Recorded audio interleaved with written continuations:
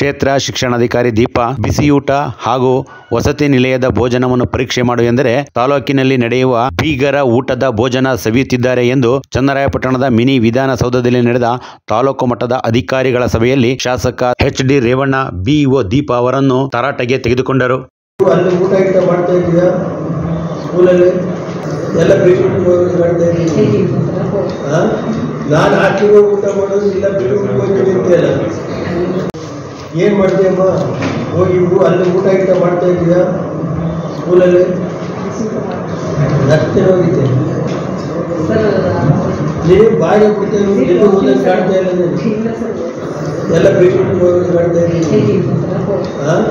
ನಾನು ಹಾಸ್ಟೆಲ್ಗೆ ಊಟ ಮಾಡೋದು ಇಲ್ಲ ಬಿಟ್ಟಿಲ್ಲ ಹಾಸ್ಟೆಲ್ಗೆ ಹೋಗಿ ಮತ್ತೆ ಬರೀ ಹಾಸ್ಟೆಲ್ ಊಟ ಮಾಡ್ಬೋದು ಇಲ್ಲಿದ್ದಾಗ